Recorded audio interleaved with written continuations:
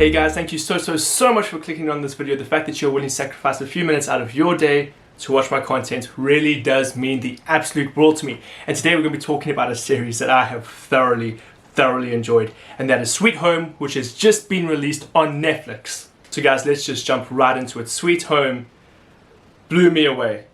It absolutely shattered all of my expectations. I don't even know where to start because I just have so many good things to say about this series. So what can I tell you about Sweet Home? Well, I'm just letting you know this is going to be spoiler free. You do not have to worry because I'm going to tell you one thing. The story is absolutely fantastic and phenomenal, and I want you to experience it for yourself.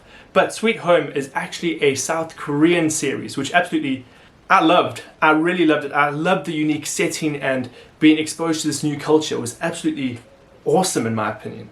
And if you enjoyed the movie Parasite, you'll love this series as well. I'm not saying they're completely identical, but they do have similar themes, very similar feel when you're watching it. But ultimately, Sweet Home is about an outbreak that takes place in South Korea, especially in one particular apartment building. And this apartment building, the residents, they have to come together to survive. And this outbreak, it's not a normal zombie apocalypse outbreak. This is like super mutants, indestructible, scary, disgusting, gross monsters outbreak. Very Resident Evil vibes, actually. So if you enjoyed the Resident Evil games, then also check out this series. The creature designs are absolutely incredible. They're so imaginative, they're so creepy, but they're almost believable. They talk about how these monsters or mutants adapt and evolve, and you can actually see that through their designs. You can see how they could have come to be what they are, as well as what set their change in motion. I'm not going to get deeper into that because that is a spoiler, but it's very interesting. So right from the opening sequence of the series, I was hooked. I don't think I've ever seen a post-apocalyptic setting look so incredibly beautiful. And of course, the contrast of like death and destruction and beauty has always been present in many post-apocalyptic films. I mean, just look at Mad Max Fury Road. It's an absolutely stunning film set in an incredibly grisly, disturbing future. But it was the opening sequence of Sweet Home is just, it is jaw-droppingly beautiful. And that feeds into the rest of the series. The cinematography is just gorgeous. The incredibly complex shots they were able to get, the subtle angle tilts, everything they did, in my opinion, was absolutely brilliant.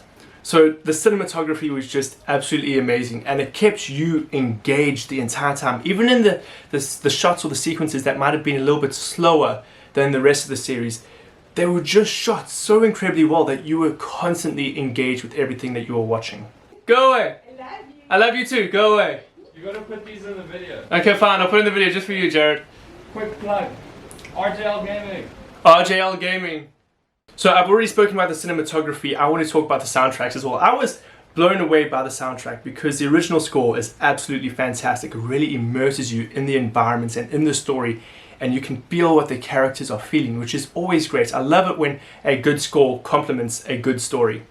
One thing that caught me surprisingly off guard, but I actually loved it, was the use of Imagine Dragons.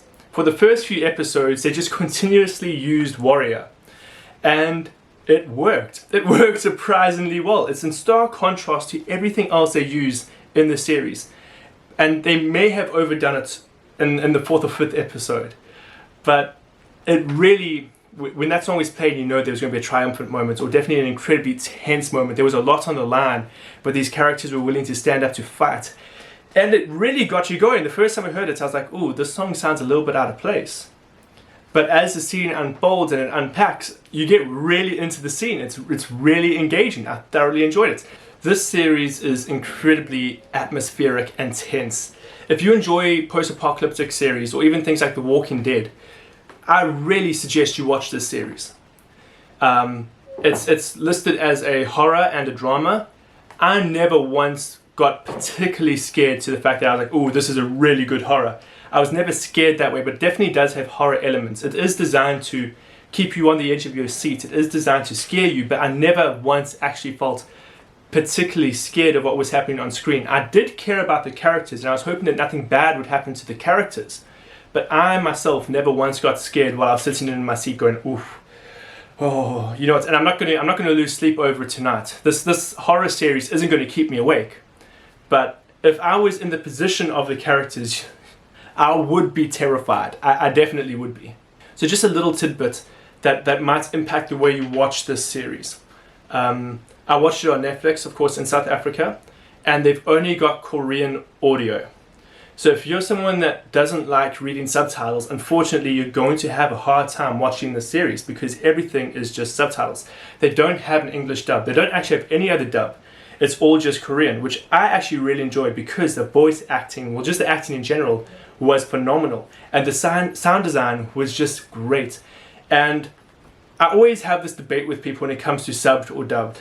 And it was nice that I didn't have to worry about that watching this. I could just sit down and watch this series the way that the creators designed it to be watched. So yes, as I literally just mentioned, the performances were great, the acting was phenomenal, the direction was awesome, the creatures were intense and scary and creative and imaginative, the music was awesome, the world they created was just so immersive. I thoroughly enjoyed this series. To be 100% honest, I am finding it a little bit tricky to find issues or problems with this series.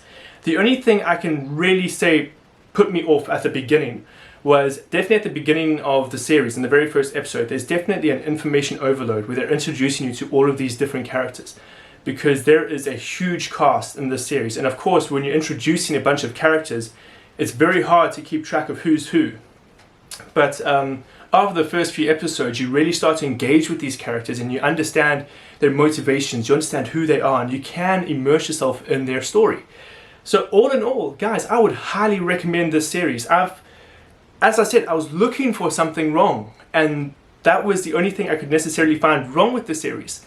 And so if you aren't actually paying attention and concentrating hard, you can get a little bit confused as to which characters are doing what, where, and how.